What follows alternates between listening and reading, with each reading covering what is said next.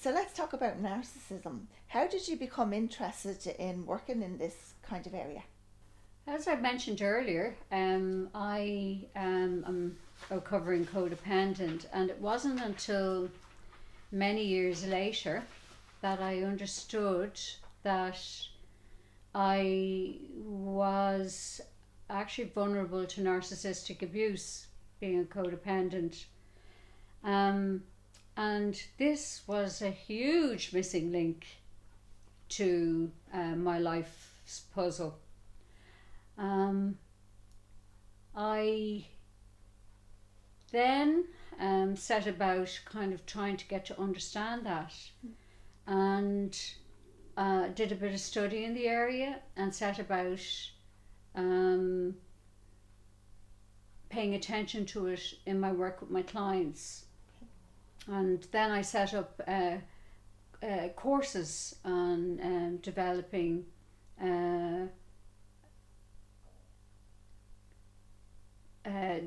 courses around that area.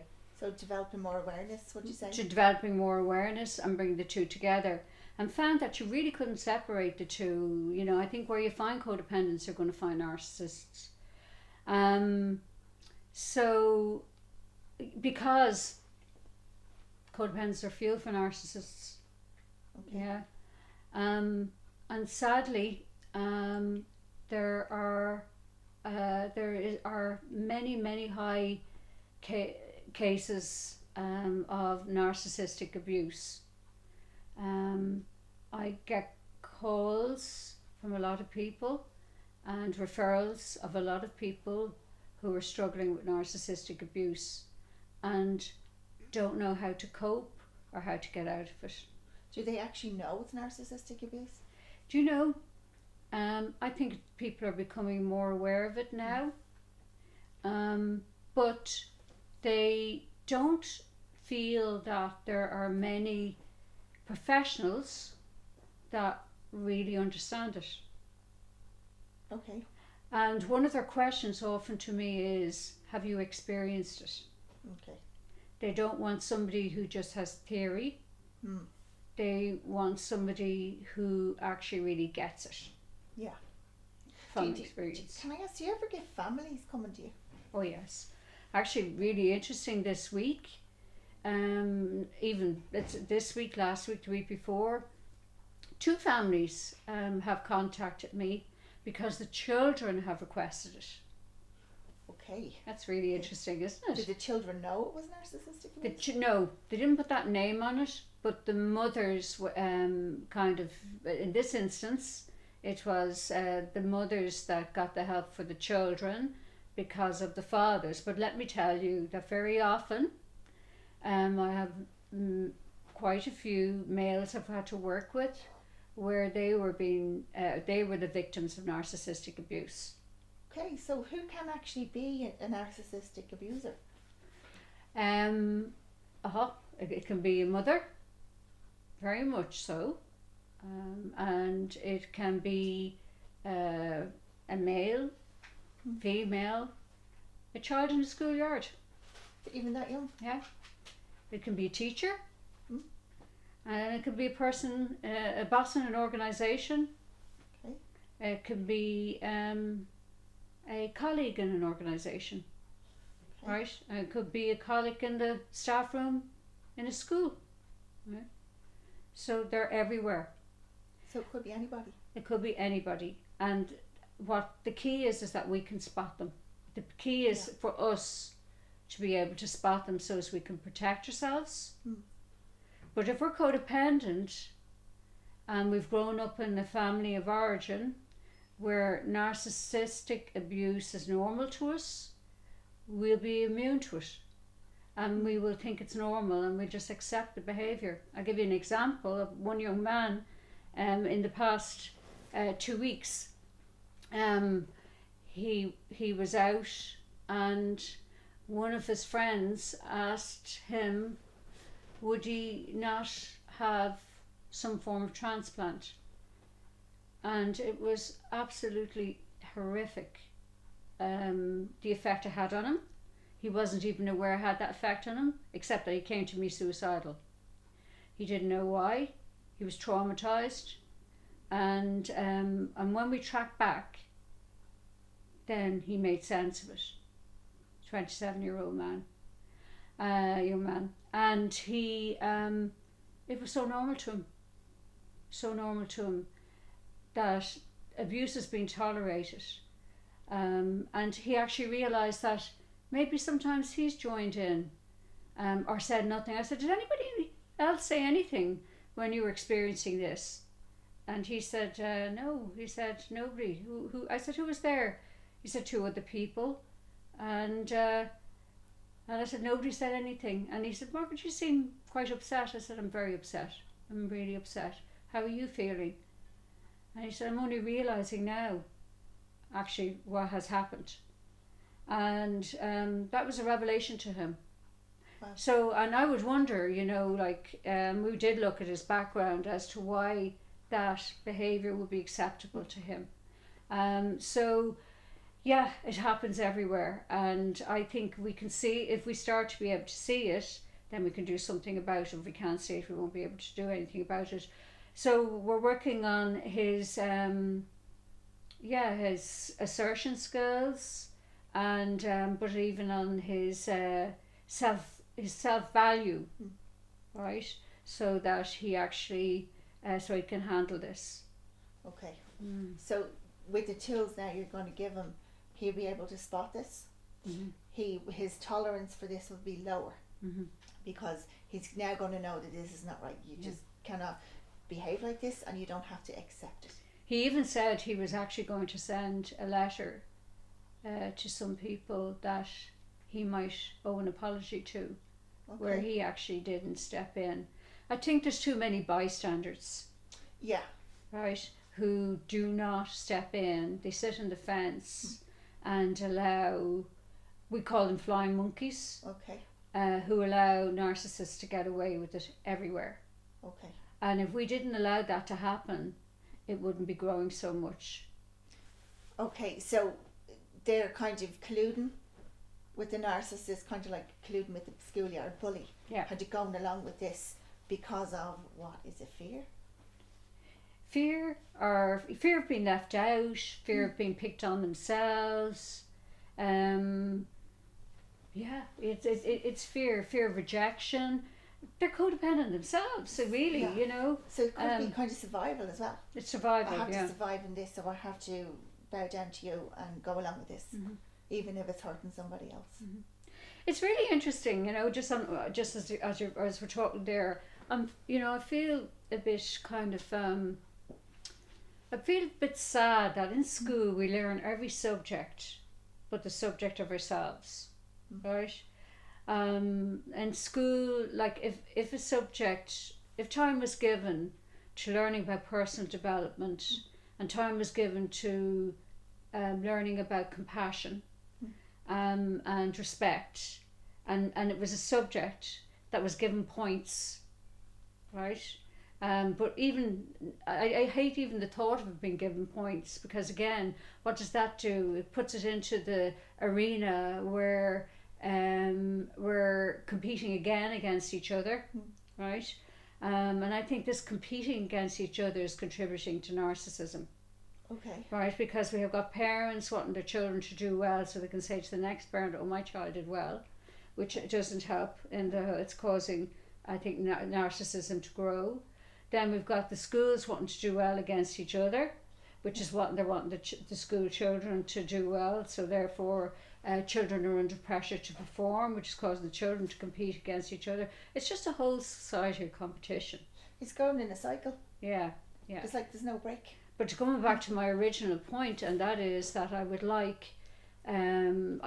to see time being given where children are given time to actually study the subject of themselves, and the subject of relationships, and the subject of respect and compassion. Yeah. Okay. Is there a link to CPTSD, or is it? Complex post-traumatic stress disorder, PTSD, and narcissism? Absolutely. Can you, so if we can look at what narcissistic abuse is, it's, okay, so let's describe it.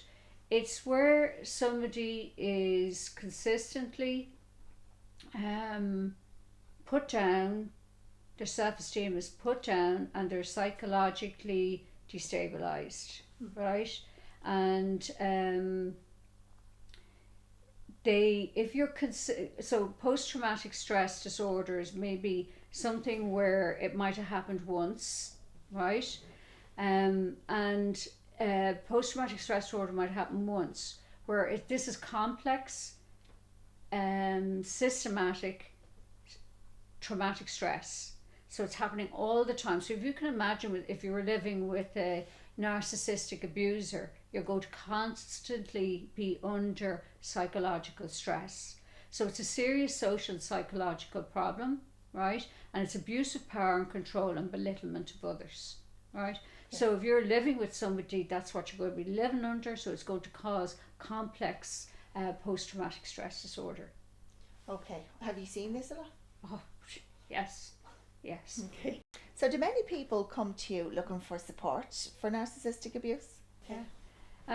So it is cause complete destabilization of the person, where they don't trust the reality anymore. You're told that everything, you're imagining everything, that everything is a lie. They'll tell you lies, or their mood. If they're suffering from depression, they will actually nearly put that depression onto you. So you're the one that will end up suffering with the depression, and they'll be full of the joys. They'll be getting stronger as you're getting weaker. Yeah. They will make you doubt your reality at the end of the day. Okay. I remember one lady actually telling me that it was this really sad case where her friend, he was making chicken pie, and in her part of the pie, bones of the chicken were put in, and the other part of the rest of the family, there was no bones put in, and then she was told she was imagining it. You know, I mean, that's really, really serious stuff. So, or things will go missing, and you're told you're imagining it. You know, you'd be set up. Yeah. That's probably the worst kind. So there's physical and there's emotional abuse. Yeah. Okay. So the physical is more overt, then there's the covert. And there's a new law out where domestic abuse is not just physical, it's also emotional, and thank God they're recognising it. Yeah, would you say psychological will be in that as well? Yeah, emotional psychological abuse. When you were given that example there, it sounds like it was a lot of mind games going on. All the time. Okay. It's all mind games. See, I get now while you're saying the CPTSD. Yeah. The fight or flight, the walking on eggshells, like how do they even manage this? Yeah. What do they do then to manage that? Well, you know, they don't, because they literally become what the other person wants them to be. So they lose themselves. Yeah. So they're all the time apologizing, or they're all the time thinking one step ahead to please the other person, and then become more and more codependent, and that's why by the time they phone me, they've completely lost themselves, right? And they're wondering, are they imagining it all? And they're in a really, really bad place. So by the time if they come, they want to hear, you know, they're just so relieved to hear, no, you're not imagining it, this is real. You know, they need validation. Yeah. And kind of to be settled. Yeah. So you can see then when you were talking about earlier, just even giving them the name, how it actually, when you said that they know, now you know you're not mad. Yes. It's real. It's real. And for them then to go and do some reading, and then maybe they might be able to actually, and the reading is really helpful, because then they can see, oh gosh, other people, they can tick boxes, and then they know that other people have experienced this. I'm not going off my mind, and so then they'll come back and they'll say, right, how can I get stronger? What can I do here now to start minding myself? And so we can never change a narcissist, right? But we can actually work. The codependent can change, and that's the great thing. It's very empowering to know that we can actually work with the codependent. So, yeah, the codependent can change and move on. Mm-hmm. Okay, that sounds really good. Like Yeah. there's a good outcome for that. So what type of person would be likely to seek support? Well, as I was saying earlier, it would be men, women, children, people working in organisations. Actually, just working with the lady yesterday,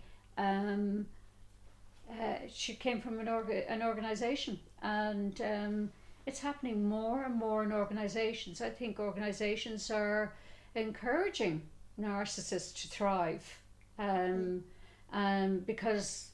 codependents to thrive as well. Well, like codependents don't thrive, but it suits them to have people that they can control. But if you don't look after the egg, the goose that lays the golden egg, you're not going to have a happy organisation. Yeah. So it's so sad. It was so sad. It's left her absolutely devastated, and all because of one narcissist. Say, if you imagine 5 layers down, and every layer above that layer chose to bury their head in the sand.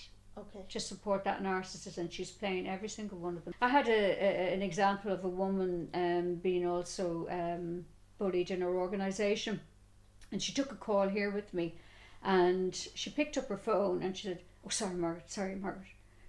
And I said, "No, take your call. And she said, sorry, and she took the call. And when she finished the call, I said, "Were you where you said sorry?" And she said, No. I said, "Yeah, you said sorry about 8 times." And I said, if there was a narcissist in the area, right, in the vicinity, they know they can bully you. Okay, Yeah. so they're going to pick up on this. Oh, they pick up on this, Or I said, would you now, if you were asking for time off, explain why you wanted the time off? And she said, yeah, actually I would. Yeah. And so they know, so you're giving messages away all the time. Yeah. So I did it myself. So if I wanted time off, I'd say I need to next Tuesday off because I have to go to the dentist or whatever. It says, actually, just mark me off for next Tuesday. Yeah. So we're giving messages away all the time. So this lady I worked with yesterday, anyway, she now is aware of where it's come from and what she needs to do differently. Well spotted. Well done. So what abuse would they typically experience? The codependent from a narcissist. Okay. Put downs, right? Well, first of all, they can violence and abusive behaviour, things being thrown, property being damaged, right? They can be criticised, controlled, not allowed choice, right? To the point where they feel worthless, have lost their voice, they feel socially anxious. The narcissist retaliates for no reason. They experience lying. The affair has been had, but they're told they're imagining it. All sorts of behaviors. It sounds very warped. Yeah. It's like that reality for them when they're in that relationship, what's going on, and they can't click out of it. They can't realise this is not right. Yeah. God, it must be awful. And lies being told about you. That lady actually that came yesterday, lies being told about her that weren't true, and you can't protect yourself, spreading false stories about you behind your back. Okay. Yeah. Chinese whispers. Yeah. The other thing too is they actually don't see you as a separate person. Narcissist doesn't see you as separate to you. They see you as an extension, particularly if you're a family member. Okay. Yeah. They see you as an extension. They own you. I'm thinking of a young lady I had here during the week, and it's like as if she said, it's like as if my mom had me. She's the baby. She's 43, and so it's like as if my mom had me, for herself, and so she wasn't. Her mom was shocked that she would leave home, or want to have her own room with her own key, or want to go on holidays on her own. and so they just see the person as being an extension of them. So therefore, what they feel is what the other person should be feeling. Yeah. Okay. So they actually have no empathy for the other person. They only have empathy for themselves. They can't understand that another person might have different feelings. Yeah. Yeah. They have that's it. There's no boundaries. They have no boundaries at all. They don't understand boundaries. Yeah. That's quite difficult. And you can't, if you try to rationalize with a narcissist, there's no reasoning with them. I remember one lady, actually, she was probably one of the worst cases, and she was taken for a drive up the mountains, and she was taken up the mountains, and he was kind of like pretending to be her best friend, but asking her, where would you put a body? Wow. Where would you put a body? Yeah, it's kind of scary. So she was quite scared. Yeah. So that would be quite. So really, there's a spectrum, right? And when we come to narcissism, so I the way I look at it is we've got codependent, then we've got healthy narcissism, we've unhealthy narcissism. I believe we can work with all of this. Okay. Right? We can get the codependent to healthy narcissism. We can get unhealthy narcissism to healthy narcissism. Then we've malignant narcissism, and that's what I've been just talking about there, right? Where, I don't see that malignant person. You can be a malignant narcissist in financially, you can be a malignant narcissist emotionally, sexually, and physically, right? I don't really see that changing. Yeah. And then you'd be sociopath or psychopath. Yeah. So that person I was speaking about there going up the mountains, I put him right up there, maybe as kind of more psychopath place. Okay. Yeah. Yeah. Or would you think of what about a disorder, narcissistic personality disorder type? Would that be close to the psychopath or sociopath? Yeah, you'd be going up there, and you're going more into the psychiatric side of things, which I won't pretend to know too much about. Okay. Yeah. Okay, thank you. So what does the destructive side of narcissistic abuse look like? They will control, criticize to the point the victim feels worthless and has lost their voice and feels anxious. And they would then retaliate for no reason. The personal choice of or voice of the victim is not permitted. Okay. As I said earlier, they transfer their depression, anxiety onto their loved ones as they get stronger, more superior as the partner's depression grows. They do not see as a real person with thoughts and feelings, as I was saying earlier too, that you're an extension, where the children are also an extension of them to be used. Everything is just to be used for their gratification. Yeah. And that can even extend to sexual gratification. Okay. Yeah. They distort reality and then place all blame and responsibility on where you end up taking your own reality and you become destabilized. Okay, it's like they blame you for this? Yes. Okay.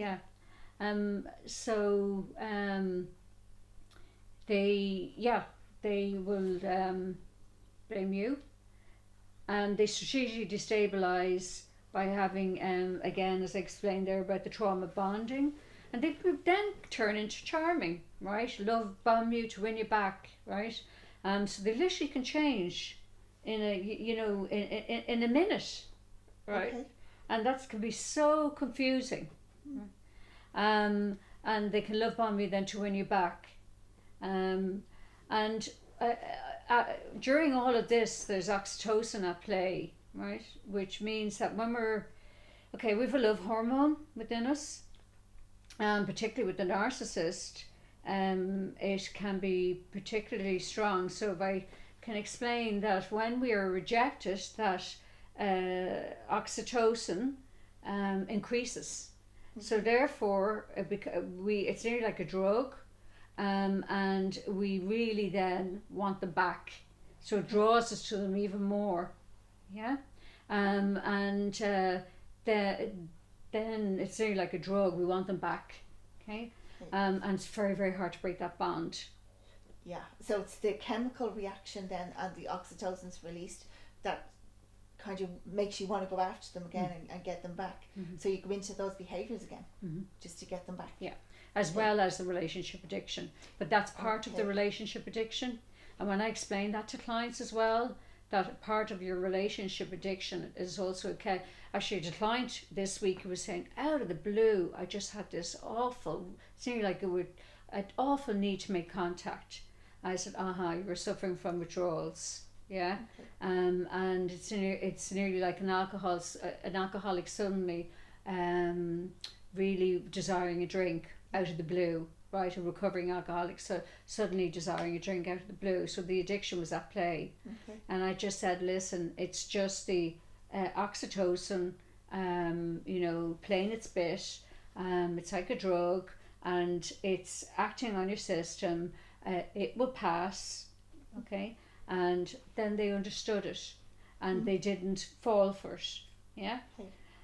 So it's just about being aware of that. But the narcissist, we have to really be very careful when we're trying to leave a narcissistic relationship. We'll talk about that later. Actually, I won't go off point because I'm going to be talking about how we leave it. Okay. But they want us to act to their script. Going back to your question, right? How to behave. They lie, they have no boundaries, and they tell you you're imagining things. They rarely apologise, right? And they're very rarely remorseful or guilty, right? They can threaten or be physically abusive, and they can cause fear by causing damage to property, and they only deal with one perspective at a time, which is theirs. Okay. So nothing's ever about you? No. It's only what they blame you on? Yeah. But they only see things from their perspective. So when you try to reason with them or get them to see things from your perspective, you often wonder, why am I not getting through to them? Yeah. But they can't actually see things from another's perspective. Okay. They might say, yeah, but suddenly they'll change back to their own perspective because they never got your perspective in the first place. Okay. Yeah. Okay. Okay, so... So if I was trying to leave a narcissist, then I'd be ready for the onslaught of what's going to happen. Yeah, you need to be prepared. You need to be ready, strong in yourself, and know that they are not going to go away easily. Okay. Yeah. So the best way to leave a narcissist is to do it swiftly and cleanly, yeah, and safely. Okay, so I don't tell them? No. Okay. Everybody is different. Like if you're married to them, yeah, you might do it in a reasonable way, but probably the best way, if it's a non-marriage relationship, probably no contact. Okay. Yeah. So without any letters or goodbyes or anything like that, just cleanly and swiftly. I've found that to be the best way. Just like I left alcohol, just cleanly, swiftly, without. So no contact is the best way. Yeah. It sounds safest. Yeah. But you have to make sure you're safe. Yeah. If you're in any danger, if you're putting yourself in any danger, because some can react, some are, do you remember that scale I spoke about? Some are high in that scale. Okay. Yeah. So you have to make sure that you're not, most of the people I've worked with, they were in a strong place, right? And they are not in any danger. They're ready and able to handle this change. Okay. Well, they have to get their mind there. They have to get their mind there first. So you recommend just no contact altogether? I recommend counselling first to get themselves into a strong place where they come out of the addiction and they come out of the codependency and they find themselves first, and then they are ready then to handle the next bit.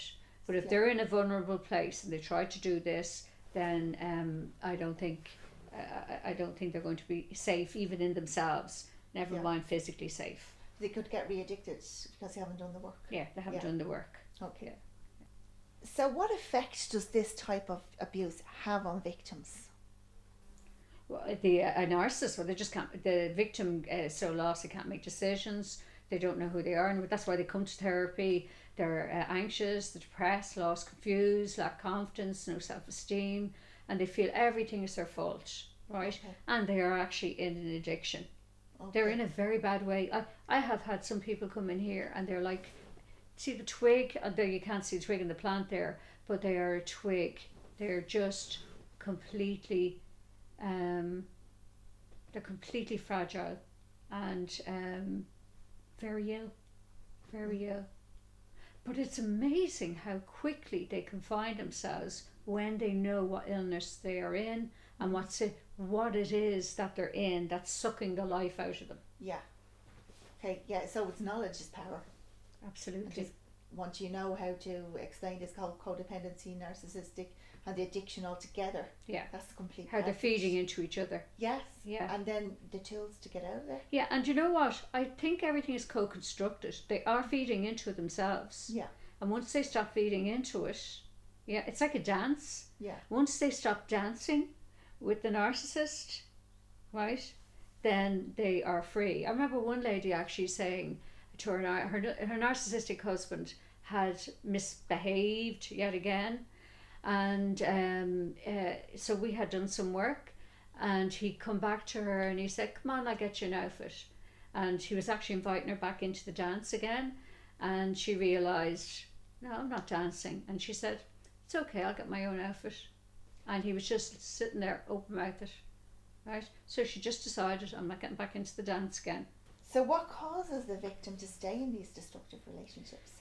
Well, one, as I mentioned earlier, they might know that they're in the relationship firstly, so they have to know that they're in the relationship. And secondly, they're not aware that it's an addiction.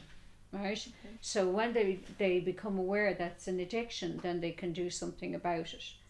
Then, as I also mentioned, that there's a process going on similar to that of the addiction to heroin. Our body produces this potent hormone called oxytocin, which increases our bond to them, like one would be bonded to heroin. And oxytocin increases when it increases. An individual feels that their partner.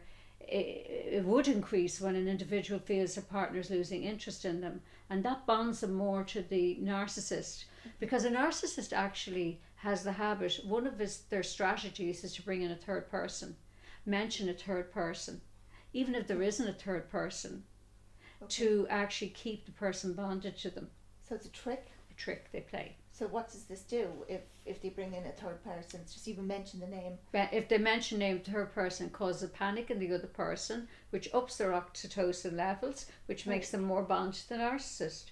And also, the more they put the narcissist, the more the narcissist puts the codependent down, the more the codependent is more dependent on them because their self-esteem is so low. So they do every trick in the trade to keep the codependent down in self-esteem, because that keeps them dependent on them. Yeah, and it keeps them there. Keeps them there.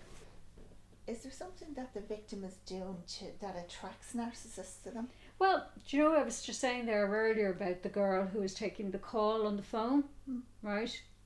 It's like bees to honey. She was saying sorry, and then explaining yourself, not being able to make decisions, right? If I kept saying to you, you know, what should I do there? Should I do this? Should I do the other? Then what I'm doing is giving you power over me, right? So therefore, I can't make any mistakes because I'm giving you all of the power. So in fact, codependents give their power away because they're afraid. But the narcissist wants to be in control. So, and the codependent wants, as I remember I said, they actually stopped growing at some point. The narcissist continued, not really to grow emotionally, but they appear to have a strength that they don't really, but the codependent seems to think they do. So the codependent is available to be controlled, and we keep giving this signal away. I remember reading one book where a narcissist said, we can read the signals even in emails. We can read them online when we are actually in contact with a codependent. You're giving your signals away all the time. Okay. So in every little things that they do, they could be giving this away, unknowns to themselves. Unknowns to ourselves, yeah. So where do you think that a codependent actually learns to accept this? Well, as I mentioned earlier again, is that when we come from a narcissistic family and say one of our parents is narcissistic, this is, again, and narcissistic families when we're centered around the parents' needs, not the needs of the child, the codependent doesn't expect for their needs to be met. They're not used to having their voice heard. And then they become anxious. They can become anxious. I actually, as I said, when I went to my first session of therapy, I was expecting to be rejected when I revealed myself. I could not believe that she did not kick me out of the room, right? I just, when I revealed who I really was, because I spent my whole life hiding under a mask. Yeah. So codependents hide because they're so afraid of being rejected. Yeah. So what they do is they're so busy hiding themselves, they just take any little crumbs they get, because they don't think they deserve anything more. Okay. Yeah. And they're so grateful that anybody should be interested in them. They will be glad of the attention of somebody strong, right? And question mark, like a narcissist. Yeah. So they really are blinded to it. They're blinded to it, and they're so needy because they feel so empty inside and so not deserving. I think you might have answered this one already. So how do I get out of a relationship with a narcissist? No, not fully. I think it's really important about no contact, like the alcoholic, right, with the alcohol and recovery. So I remember one lady I was working with, and I asked her, I said, have you cut off all contact? And she said, yeah, I've cut off contact on my emails, Facebook. And she said, only one place. And she said, I haven't cut contact off on my phone. Well, I said, that's just like me walking around with a bottle of whiskey in my bag. And she said, God, I never looked at it like that. And I said, you're really, in some way, unconsciously, you're heading for a slip. And so she actually cut off that contact. The other thing is not looking at things through rose-tinted glasses. Right, not looking at memories through rose-tinted glasses, because that's when I used to slip in alcohol. I'd suddenly kind of remember the good times and forget about the bad times instead of looking at my worst drunk. So it's about actually remembering how tough it was. If I actually go back here, what will it be like? What would it really be like? But yeah, having no contact would be the important thing is externalizing the behavior. And that's really important instead of internalizing the behavior. When we actually know we're in a narcissistic relationship, it gives us an opportunity to see, and that was really important for me to actually realize the madness that I had been living in, maybe growing up even, right? And that it wasn't me, it was, okay, we all play our part in things. Everything I do believe is co-constructive, but it is, I was able to externalize it rather than internalize it and think everything was wrong with me, and then you feel shame, you feel worse. So that was really helpful. So we need to work with a professional to understand its connection to our childhood. And that was great. It was great that my therapist accepted me and didn't kick me out, and that was really helpful. And to know I could let the mask down and see I was accepted, and that allowed me to go out into the world and see that the world was accepting me. It wasn't rejecting me. So this is the first time ever? Ever, yeah. Okay. And then I met my husband and I found he was accepting me. Yeah. So you sound like it empowered you. Oh, really? All the way to, yeah, absolutely. I think it's important to not try to change the narcissist, because they're never going to change, because you're looking for something back that you're never going to get, and that is very disempowering. We need to just again focus on changing ourselves, work on our own inner strength, learn all there is to know about the condition of narcissism. I think that's really helpful. How we play into it, yeah, because that's all we can change. It's just ourselves and how we play a part in that construction, right? Okay. How we play a part in the co-construction. Through, as I said before, looking for approval, justifying our feelings, justifying our choices, our inability to say no. And that's an important one. Narcissists always make us explain our feelings. Why do you feel that way? Is that what you mean by validated your feelings? Or always having to keep explaining all the time? Not trusting your own feelings? If you actually, I'm not sure that's quite what I mean, but if so if you said to a narcissist, no, I didn't enjoy that film, right? No, it's not my kind of film. Why didn't you enjoy it? Whatever, you don't. It's just not my kind of film. You don't have to justify why if you don't choose to justify why. It's like you can choose how far you want to go in any conversation, but they make you explain everything, and you don't have to. You don't have to explain anything. Yeah. Yeah. So it is as is just because I said it is. It's just as it is. Yeah, it just is as I is. don't want to go because I don't choose to go. So it's like what you said earlier about somebody asking can they have Tuesday off because they want to go to the dentist. It's about learning that they don't need to explain that. They don't need to justify or explain away. Yeah, exactly. Yeah. But that's how you learned it. That's it. Did that. Yeah. So that's kind of actually very empowering then for somebody to learn that they don't need to do that. Yes. Just absolutely. because I said it is, or I feel sad because I feel sad, not because you said I don't. And if we come from a family background where we're made explain everything, then we think we have to explain everything to everybody, right? Whereas we don't. It's just, it's how I feel, and that's it. I don't have to explain why I feel it. It's how I feel, and that's it. And it can just be five words. Yeah. Wow, I say that is very tricky at first for a codependent to actually do that and leave that hanging without trying to fill it in. I said this is how I feel because I do. Yeah. And not want to fill in, go, well, because I was a bit scared. I don't kind of fill it up because that's what they do. So the other thing too is that, I'd really encourage you not to get into having any guilt or empathy for the narcissist. It's very hard to get out of no contact if you go into that place. Okay. Yeah.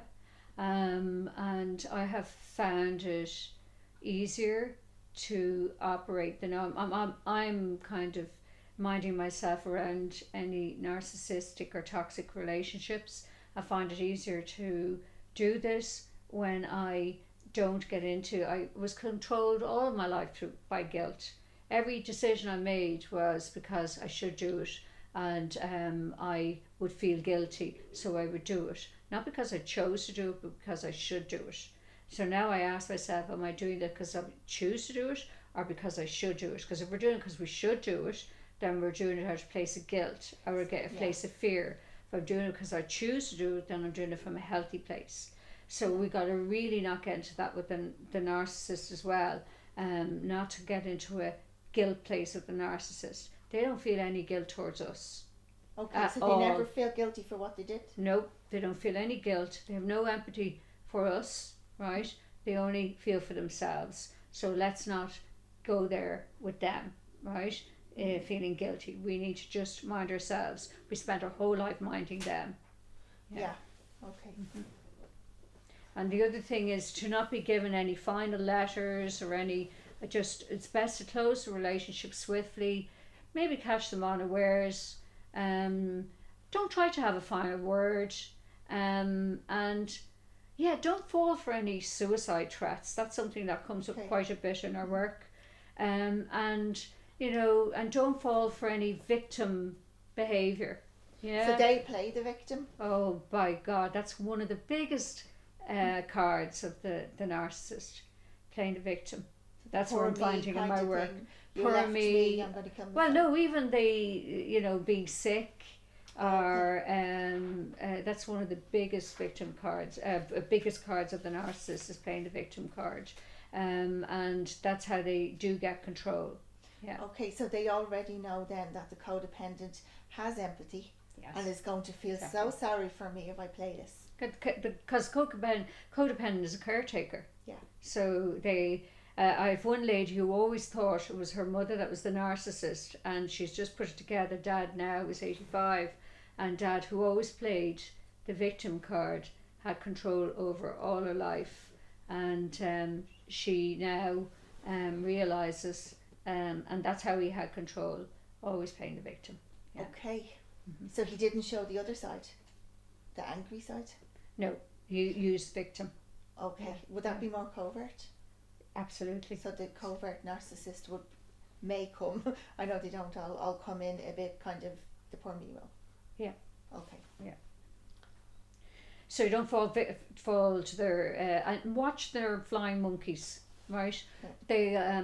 They have lots of supporters who will try and win you back, or who will be feeding them back stories about what you're doing, so you really have to kind of know who it is that is kind of not toxic for you to be around, who are not their flying monkeys. Yeah. And it could be family members, or it could be friends. Yeah. Okay. Yeah. And again, shut down social media accounts, set up new accounts, and new accounts that they don't have passwords for. That they can also set up new accounts and come through with an alias name. I've had clients where that's happened. Yeah. Okay. So you need to be very, very careful with that. Okay. Mm-hmm. So only people that you really know. Yeah. And you know who they are, confirmed it, let them on. Yeah. Okay. And be aware, they will turn up again. They will turn up 4 months later.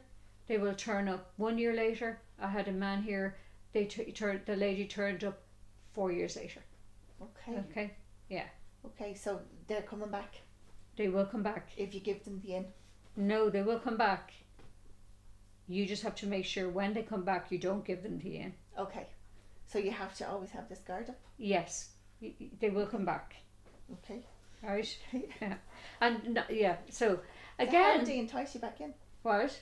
And that's it. You see, alcohol will come back as well. It's like alcohol's always going to be around us. They're always going to be around us, right? So if we don't mind our addiction, we will relapse. Okay. So if you don't mind your addiction with them, you will relapse. And so you have to keep yourself well, and you have to not go in your denial. There's meetings. There's CODA, there's Al-Anon, there's ACOA, all kinds of meetings that can help you in your recovery from this serious addiction. Okay. So codependency addiction? Codependency, adult child of dysfunctional family or alcoholic family, and then Al-Anon helps you to detach from people too. Okay. Right? So you need to do your work to actually not go into denial, right, from what it is you're recovering from, because it's an addiction in itself. Okay, so you're always in recovery, and you're always trying to help yourself to understand not to get re-addicted again. Mm-hmm. And that's another thing that's a very important point, is that once you've been in this pattern once, you're at risk of being in this pattern again. Yeah. So you have to be very careful if you don't do your work, you will go into a relationship with another narcissist. Yeah. You have to do your work, because you see this computer is programmed a certain way, right? And until we change the program, it's not going to work any differently. Okay. Right? So you're programmed a certain way because of your family of origin, or because of your social programming. Okay. And until you change the program through counselling, you're not going to work a different way. So Okay. you have to do your work or you're going to go back in the same pattern. So it's a learned behaviour, Yeah. and this is the way you do. This is what you do. Yeah. So you have to break that cycle. Yeah. You have to reprogram. Yeah. And learn new ways, healthy ways, Yeah. to stop you getting back into this again. Yeah. Do you think that the school system does well with dealing with these issues? It's interesting that you're asking that question. I was just listening to something on News Talk there recently around on this issue, and they were talking about a young girl who's been bullied in school, and the parents of the young girl went to the school headmaster or mistress about it, and the headmaster or mistress didn't deal effectively with it, and the News Talk presenter was kind of confused as to why the school had taken an easy line on it. And I was just thinking about that a bit. And I believe that there's a kind of a pattern going on here, and that is that very often narcissistic children, right? So the child was being bullied, and so it's quite likely that child was being bullied by a child who had narcissistic tendencies. And that child who has narcissistic tendencies is quite likely to have a parent who is maybe has bullying tendencies themselves, right? And I actually wondered if the school principal was kind of giving more of a voice to the parents of the narcissistic child than the parents of the codependent child. Yeah. Okay. And that's concerning because. So can I just clarify that there? So do you think that he knew how to deal with this? No, that's what I was about to kind of say. It's concerning because I wonder if we have a system, a state system that is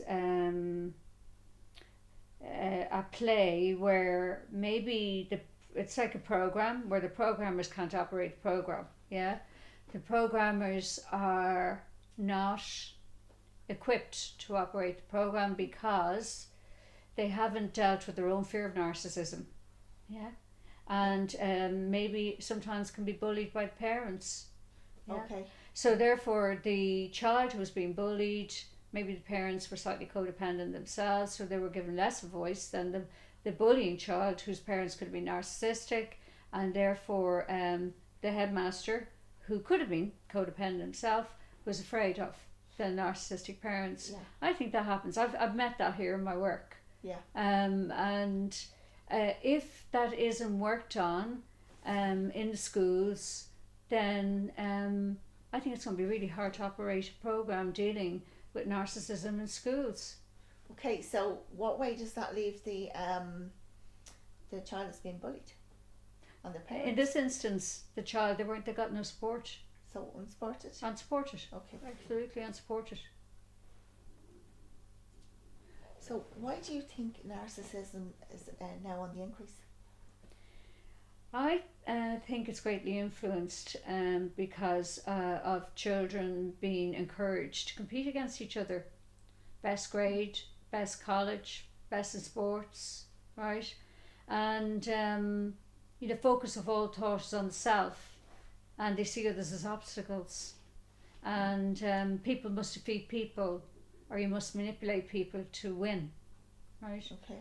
I actually had a gentleman here recently, and he said, I'm ashamed to say that in school or in work, he said, when my colleagues talk about their children's results, I'm kind of concerned about how my child will do, right? So here we are, the parents are competing against each other. What pressure does that put children under? Yeah. And then the schools are competing for points, right? What school looks best against who. So I really believe that we're encouraging children to compete rather than have compassion. Yeah. And that's why I really think there needs to be some change in our system. Okay. So they're not being taught this skill No. at all, and it's their Survival suffering. of the fittest. Yeah. Yeah. So how do we play a part in reversing this trend? Okay, the trend of narcissism is, I suppose, not to just stand on the sidelines idly as people are abused and bullied in the workplace or in the family home or when out with friends or watching people being excluded and do nothing. I believe if we don't feel a narcissist their fuel, they can't get strong, and we are feeding them.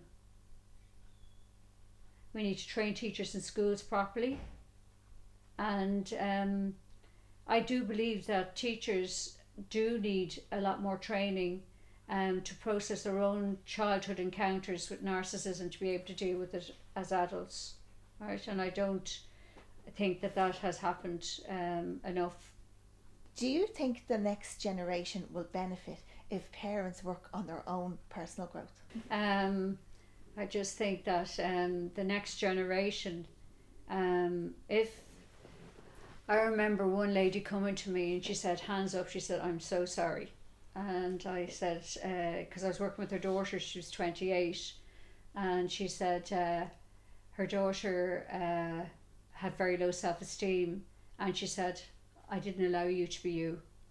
She said, I moulded you to so that you would look well in front of the teachers or other parents, and she said that was my low self-esteem.